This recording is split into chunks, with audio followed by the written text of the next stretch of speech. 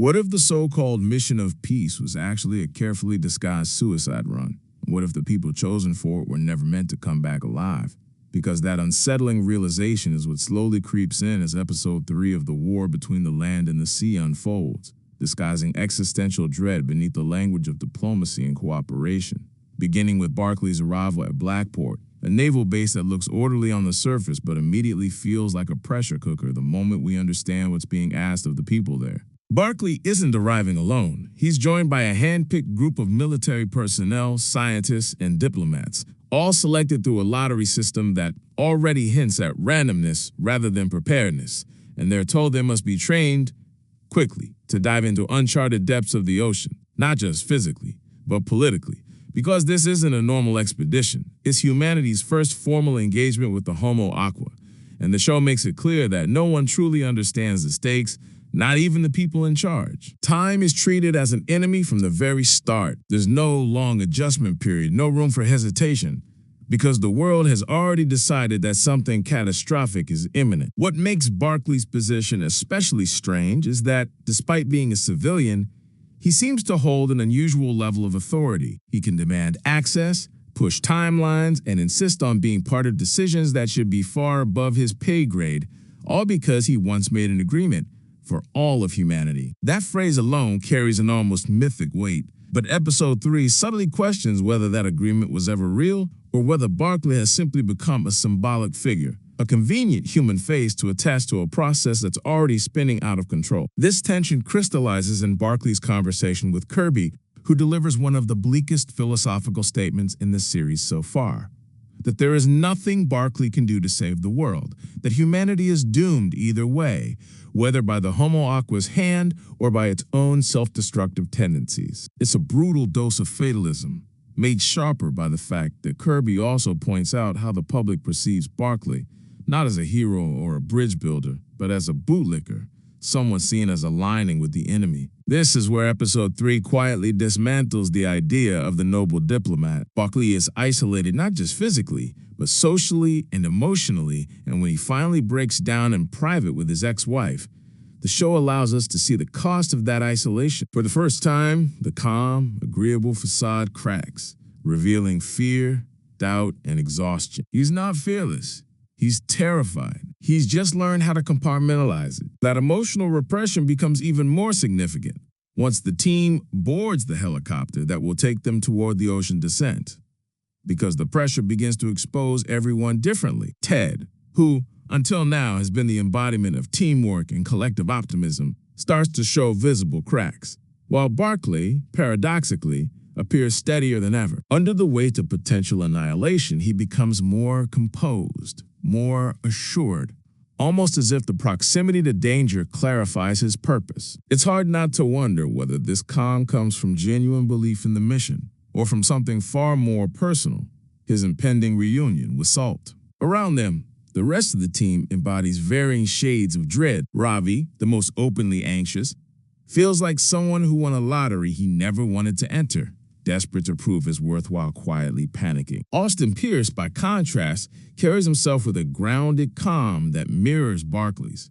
making him the only other person who seems capable of handling what's coming without unraveling. Once the team enters the spherical descent vessel, the episode shifts into full claustrophobic mode. The confined space amplifies every breath, every hesitation, and it's here that Ted's unraveling accelerates. The man who once preached unity now clings to a diplomatic gift, a wooden globe meant for Salt and the Sea Devils, insisting on its importance, even as his behavior suggests something far more unstable is at play. The globe becomes a visual anchor in these scenes, lingering in the background like a Chekhov's gun, its symbolic weight growing heavier with every second they sink deeper into the ocean. While all of this unfolds beneath the surface, episode 3 smartly crosscuts to the political theater on land, where Kate arrives late to an international meeting only to discover that the narrative has already been hijacked. War is being openly discussed, not as a last resort, but as an inevitability. And it becomes painfully clear that businessmen, not diplomats, are driving the conversation. Kate's attempts to steer the discussion toward de-escalation are met with condescension, even casual sexism, underscoring how little interest these power brokers have in genuine peace. The moment she leaves the room, the Prime Minister is swiftly manipulated into embracing severance as a miracle solution, a term vague enough to sound reassuring while concealing its true implications. This political subplot mirrors the ocean mission perfectly. Decisions are being made quickly, confidently, and without regard for human cost. Back underwater, that cost becomes horrifyingly tangible when the descent vessel suddenly slips out of UNIT's control. There's no warning, no explanation, just a sickening realization that no one topside is steering anymore. Panic spreads unevenly. Some freeze, some lash out, and some, like Barclay and Austin, retreat inward, clinging to calm as a survival mechanism. When they finally arrive at their destination, it's nothing like what anyone expected. This isn't the ocean floor in any recognizable sense, but a strange, cocoon-like environment, membraned and enclosed, with a temperature perfectly suited for human life. The setting feels less like a place and more like a biological compromise, as if the sea itself has decided to meet humanity halfway. Salt's entrance into this space is one of the episode's most pivotal moments. She doesn't arrive with grandeur or hostility. She arrives with a question. She asks Barclay if he trusts her, and when he says yes, she instructs him to remove his helmet. It's an act that should feel reckless, even suicidal, yet it becomes one of the most intimate gestures in the episode. Barclay breathes. He lives. The impossible becomes mundane in seconds, and the show uses this moment to quietly suggest that coexistence was always possible, that the barriers between land and sea may have been as psychological as they were physical. As Salt guides the group toward the Sea Devils, she pulls Barclay aside, and their interaction shifts from political to deeply personal. There's no explicit explanation for the connection between them, but the show doesn't need one. Curiosity, recognition, and something almost instinctual draws them together. Salt's revelation that she can hear human thoughts because humans think too loud adds a layer of vulnerability to Barclay's character, implying that everything he's been trying to hide emotionally is an open book to her. In these moments, the episode briefly allows itself to imagine a different future, one built on understanding rather than fear. That future is obliterated in seconds. When Ted finally presents the so-called diplomatic gift, the truth becomes unmistakable. The wooden globe isn't a symbol of unity.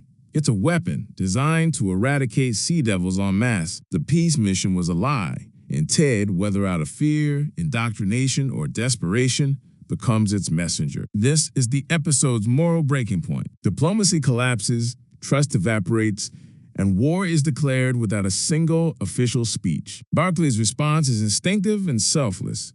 He throws himself over Salt, prioritizing her life over his own without hesitation. Salt reacts instantly, pulling Barclay out of danger, but the cost is absolute. Everyone else, the scientists, the diplomats, Austin Pierce, is gone. There is no heroic last stand, no narrow escape. They are simply dead, erased by a decision made far above their heads. The episode doesn't linger on their deaths, and that restraint makes the loss feel even heavier. These weren't soldiers prepared for sacrifice. They were participants in a lie. At the exact same time, back on land, the personal and political tragedies converge. Ibrahim, Kate's partner, who has been quietly asking her to acknowledge their relationship publicly, dies trying to save her from an assassin's bullet. His death is abrupt, almost cruelly understated, mirroring the ocean deaths in its senselessness. Kate survives the second shot, but the parallel is unmistakable.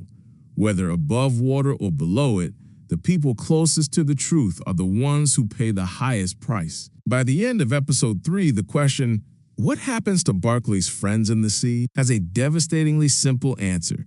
They die because peace was never the goal. This episode isn't just a turning point, it's a thesis statement for the entire series. It exposes how fear-driven power structures sabotage understanding, how individuals are sacrificed to maintain control, and how the language of diplomacy can be twisted into a delivery system for violence. In recap, Episode 3 charts Barclay's emotional isolation, introduces the illusion of a cooperative mission, reveals Severance's ideological rot, establishes Salt as proof that coexistence is possible, and then destroys that possibility through betrayal, leaving us with a world irrevocably pushed toward war and a protagonist burdened not just with survival but with the weight of everyone who didn't make it back.